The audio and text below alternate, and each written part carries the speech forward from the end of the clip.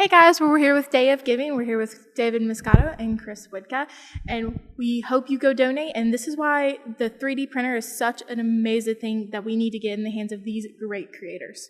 I'll let David take it from here. Sure. So what we've done is we've just taken out some of our favorite fossils from the site to illustrate, the importance of what we're finding and the importance of being able to make these wonderful replicas. So to start off, the most famous animal at the fossil site is our red panda. Red pandas, there's one species around today. They live in China. The discovery of a larger, much more ancient, slightly different lifestyle red panda here in Tennessee was kind of a big deal. Originally, we had a tooth. Since then, we have found many more specimens, including 2 complete skeletons with 2 wonderful skulls. This is the larger of our 2 skulls. We call him Big Red. And so Big Red is an incredible find, really beautiful, just absolutely gorgeously preserved fossil. Wonderful for research, really important for understanding the history of this region and these animals, but we only have 2. There's only one Big Red, which means we can't pass Big Red around. This is the long-standing conundrum of paleontologists, is we have all this cool stuff. These fossils are, they're on state property. This is all ETSU, which means they belong to the people. We are curating them for the general public, but we can't give them out to people to hold. There's only this one skull. So having the ability to do these 3D replicas, having the ability to scan and print this fossil is extremely important. It means we can pass it around a group. It means that if somebody does what I did and breaks it, oops, then, you print another one. It's not a big loss. You haven't lost this specimen right here. The panda is particularly important because it's a new species. This is a species of animal that has been found in one place at one time period in the entire planet, and that is here at the Gray Fossil Site. Here in this room is the entire collection of this species of animal. It is extremely important that we preserve it, that we keep it safe in this room, but also that we tell people about it. The same thing is true of this specimen. One of the most common small animals we find at the Gray Fossil Site are turtles.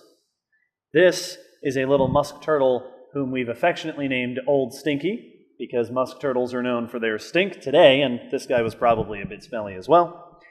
This one is actually V-type specimen, which means that when our paleontologists described the new species, they wrote a paper, they went through all the different traits that tell us that this is different from other fossil species that we've known before.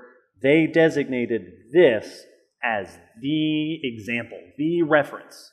If you want to learn about this species of turtle, no matter how many of them we find, this is the one you go to get the quintessential, the list of features. Once again, super rare, super valuable, very, very important. We even gave it the number ETMNH, 10,000, with the 10,000th specimen we've cataloged here in the collections. And once again, the ability to make a beautiful little replica. This is sort of a quick 3D print using our current 3D printing technology. It is this awful yellow color because we haven't painted it yet. But being able to put these on display, give it a nice paint job, pass it around a group of kids. I mean, if you want to engage people with fossils, one of the wonderful things about paleontology is that it's stuff you can put in somebody's hand. I can give you this, and now you are holding something you can't break, or even if you did, it's not a huge deal. We would prefer you didn't, but yes, it's not a huge deal. And that's, a 5 million year old species of turtle no one had ever seen until we dug it up here. All right, that leads me into my first question. How old are these guys? So all the fossils at the Gray Fossil Site come from a time period called the early Pliocene. So they are around 5 million years old. To put that into context, we dig up Ice Age fossils from Saltville, Virginia, which are probably around 20 or 30,000 years old. So this is far, far older than that. But these are about 13 times younger than, say, Tyrannosaurus rex. Gotcha. So we're before the Ice Age, before people, but way later than the dinosaurs. All right. And just to put in perspective for everyone, what would happen if, let's say, a child was holding this? What are some of the dangers and why we don't want people holding it? Because it looks easy when you pick it up, obviously. But what is the dangers of letting someone else pick it up? And what can the oil on our hands do to these delicate fossils? So the biggest danger is really just dropping it. Mm-hmm. The biggest danger is that someone will drop it or someone will, put it in their pocket and walk out with it. The fossils are very, very well preserved because we have gone through all the steps of repairing them, of plasticizing, consolidating them, so they are pretty safe. Here in this room, one of the other reasons we want to keep them in here is that the room is temperature controlled, it's humidity controlled, the lights are kept at a particular level, even the foam and the ink that we use on our tags is specifically chosen to be things that the fossils are safe to be in for a long time. If we leave them, if you put it in your house, up on your countertop for a year, 2 years, 10 years, they're going to start to fall apart. So the more time they spend in someone's hands, out in the open, the more wear and tear they're liable to build up, and the more they're in conditions that just aren't good. These fossils were totally happy in the dirt for 5 million years, and then we dug them up, and now we have to take care of them so that they don't fall to pieces. Gotcha. So what is the next step with getting these into the hands of students in classrooms and getting this knowledge out to them? What do you feel are the next steps? You want to talk? Sure. So, the next step is, there's a multi-step process. One is you have to acquire the 3D scans and the 3D models themselves. And so that's what we look at. Our other live feed that we just did a couple of minutes ago, which may be now multiple days ago. But look at that, and we have a demonstration of Keila Bredehoff, one of our staff members, actually scanning a tapir skull from the Great Fossil Site. And those high-quality scans are the first step in order to get a high-quality replica into the hands of the public. The second step is to take that high-quality scan and then turn it into a physical object, and that's what 3D printing helps us do. In this case, we're looking at a 3D printing technology that is essentially, they kind of boil it down. It's a three-dimensional hot glue gun that is basically squirting out melted plastic in tiny little layers that builds up a model like this. And so this ends up being a very robust model. We can drop it. I have given talks to small groups, and groups actually of 50 to 70 people, and basically said, I'm giving a talk about saber-toothed cats today. Here's a 3D print of a saber-toothed cat skull. Pass it around the room. You will have questions. So we can do things like that with 3D prints that we cannot do with the 3D scans themselves. We can't do that with the original fossils. So this is really something that is kind of important for us. It's important for modern paleontology. These fossils that we have here, as David said, they are one of a kind. If they are broken, we potentially could put them back together, but it's going to be a lot of time and energy. It's also, we might not be able to put them back together. There's damage that can happen. And so we just can't put them either. Not only can we not hand them to people and have them pass it around, but sometimes we even hesitate to even put them on display. For instance, like this musk turtle that is the type fossil, the type specimen for this particular species. Do we want to put that into an exhibit case that gets hot because it has lights shining down on it day in, day out?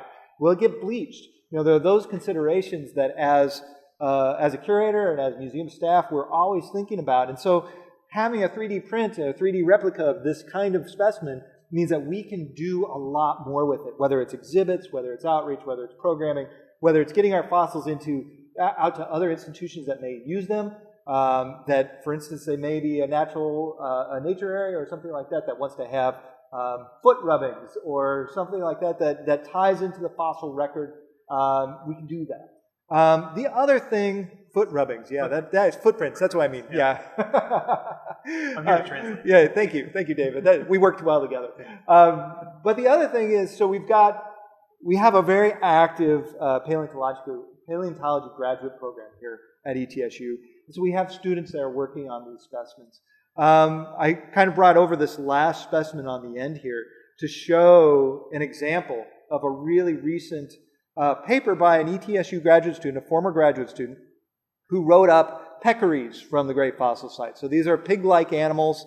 They're actually a different family than pigs, but they're throughout North America. They're beautiful fossils. We were able to 3D scan them and make them available. You want to click on maybe that first one there, David? Sure, yeah. Bring it up. It's this whole collection of different scans of these. So we were able to 3D scan these and make them available online. But our current printing situation, we are not able to replicate these. The printer that we're using just can't handle it. So if we are able to purchase a new printer, we're able to actually print more things, more diverse kinds of fossils, and get them into more hands. Well, that looks amazing. So that's the hope. Everyone else have access to this information. I'll prioritize it so everyone else sees the awesome things you all have going on here, right? Yes, so we are, like David said, we are a public museum. We are part of ETSU. We are funded by the state of Tennessee.